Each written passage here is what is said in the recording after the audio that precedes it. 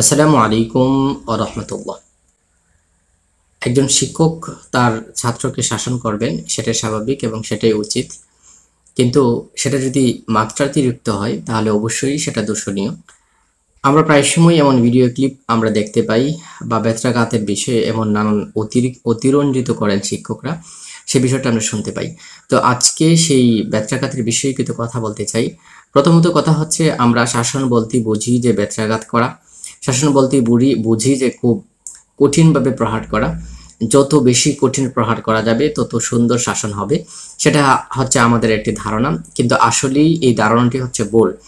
একজন শিক্ষকের যদি কন্ট্রোলিং পাওয়ার থাকেন, তিনি যদি সদা সর্বদাই সতর্ক থাকেন, তাহলে কখনোই ওই এইরকম ভাবে প্রহার করার প্রয়োজনীয়তা পড়বে না, যে প্রহারের কারণে মানুষ এটাকে খারাপভাবে নিবে। এবং আসলেই খারাপভাবে নেওয়া উচিত, বা অতিরঞ্জিত ব্যত্রাঘাত করতে হবে তাকে নিয়ন্ত্রণ রাখবার জন্য, সেটার কখনো প্রয়োজনীয়তা দেখা দেবে না।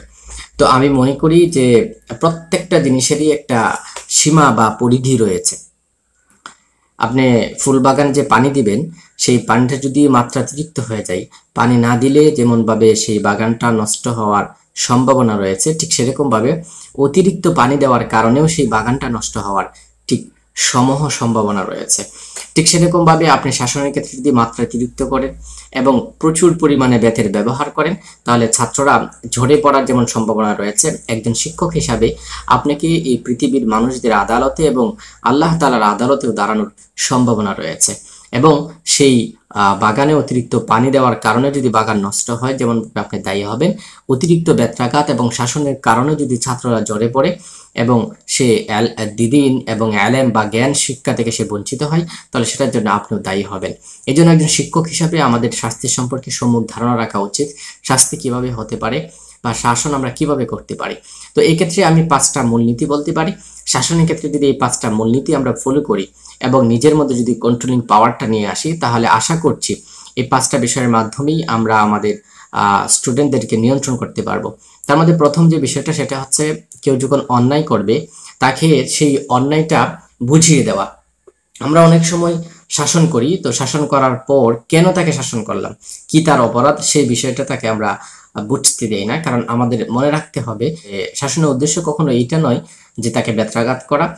যেটা আমরা যখন কারোর সাথে ঝগড়া বিবাদ হয় আমাদের, তখন আমরা চেষ্টা করি প্রতিপক্ষকে মারবার জন্য। ঠিক সেরকম ভাবে শাসনটা যেন আমাদের এইরকম না হয়ে যায়, স্টুডেন্টকে বুঝিয়ে দেওয়া যে এটা তোমার অন্যায়, ঠিক এই অন্যায়ের জন্যই তোমাকে এই শাস্তিটুকু দেওয়া হচ্ছে, দেন তুমি ভবিষ্যতে আর এই অন্যায় জড়িত না হও। সে এই বিষয়টা প্রথমত খেয়াল রাখা। দ্বিতীয় যে বিষয়টা, সেটা হচ্ছে যে সতর্কতার মাধ্যমে শাসন করা। শাসন মানে ব্যত্রাঘাত নয়। একটা বাচ্চা অন্যায় করছে, অন্যায় করার পর তাকে আপনি যদি সতর্কবাণী উচ্চারণ করেন তার ক্ষেত্রে, সেক্ষেত্রে আপনি যদি আগে থেকে আপনার মধ্যে কন্ট্রোলিং পাওয়ার থাকে এবং আপনি বাচ্চাদের মধ্যে একজন শিক্ষক হিসাবে যে মর্যাদা পাওয়ার কথা, যে ওয়াইট বা সম্মানের অবস্থানে থাকার কথা, আপনি যদি সেই অবস্থানটা ধরে রাখতে পারেন, তাহলে আপনার শাসনটা অনেক, আপনার সতর্কবাণীটা অনেক কিছু, এবং এই সতর্কবাণীটা তাকে ভবিষ্যতে অন্যায় থেকে বিরত রাখবে। এটা শাস্তির দ্বিতীয় আরেকটা পদ্ধতি হতে পারে। তৃতীয় আরেকটা পদ্ধতি হচ্ছে চোখ রাঙানির মাধ্যমে শাসন করা। স্বাভাবিকভাবে শিক্ষকরা ছাত্রদের থেকে বয়সে বেশি হবে, এটি স্বাভাবিক।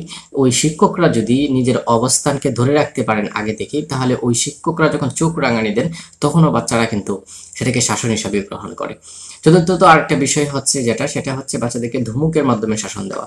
শুধু ব্যত্রাঘাত নয়, অনেক সময় ধমকের শাসনটাও অনেক কিছু হয়। হ্যাঁ, তবে অবশ্যই শিক্ষককে তার মর্যাদা আগে থেকে ধরে রাখতে হবে, বিষয়টা আমি বারবার বলছি। যদি শিক্ষক তার অবস্থানে না থাকেন, তাহলে তো কখনোই এগুলোকে একজন শিক্ষক শাস্তি হিসাবে প্রয়োগ করতে পারবেন না। কারণ একজন সাধারণ মানুষ যদি এই বিষয়টি প্রয়োগ করেন, তাহলে বিষয়টি কখনো শাসন হিসাবে গণ্য হবে না। কিন্তু একজন শিক্ষক যে তার অবস্থানকে আগে থেকে ঠিক রেখেছেন, তিনি যদি এই বিষয়টি ফলো করেন, তাহলে অবশ্যই সেটা শাসনভার হিসাবেই গণ্য হবে এবং সেটা শাসন হিসেবে কার্যকর হবে। আর পঞ্চম যে বিষয়টা বলতে চাচ্ছি, সেটা হচ্ছে দেখানোর মাধ্যমে শাসন করা, ব্যত্রাঘাতের মাধ্যমে নয়। হ্যাঁ, তাকে যদি বেত্রাঘাত করতেই হয় তাহলে সেটা নিয়ন্ত্রণের মাধ্যমে মাথাকে ঠান্ডা রেখে তার অবস্থা অনুপাতে যতটুকু শাস্তি দেওয়ার ঠিক ততটুকুই শাস্তি দিতে হবে।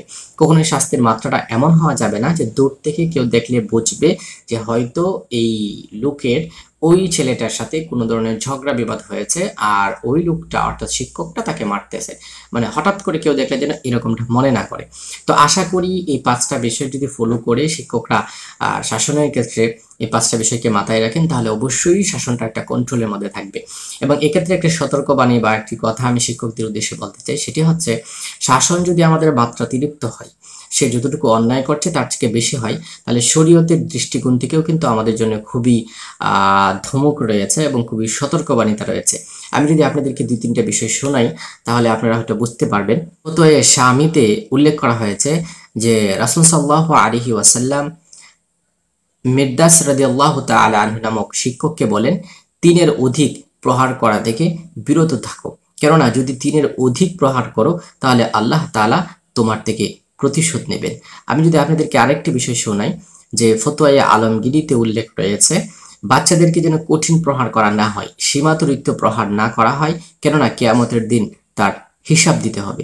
আরেকটা বিষয় যদি আমি আপনাদেরকে শোনাই সেটা হচ্ছে যে বেত্রাঘাতের বিষয়ে খুবই কঠিন কথা বলেছেন যে হযরত আশরাফ আলী থানভী রহমতুল্লাহি আলাইহি, তিনি বলেছেন যে যে ছাত্র মাত্রাতিরিক্ত যে শিক্ষক তার স্টুডেন্টদেরকে মাত্রাতিরিক্ত বেত্রাঘাত করবে, মৃত্যুর সময় সেই শিক্ষকের কালিমা নসিব হবে কিনা সেটার ব্যাপারে আমার সন্দেহ রয়েছে। তার মানে আপনারা বুঝতে পারছেন যে যারা আমরা শিক্ষক আমাদেরকে অবশ্যই সতর্কতা অবলম্বন করতে হবে, ছাত্রদেরকে প্রহারের ক্ষেত্রে কোনো ক্রমেই তা যেন মাত্রাতিরিক্ত না হয়।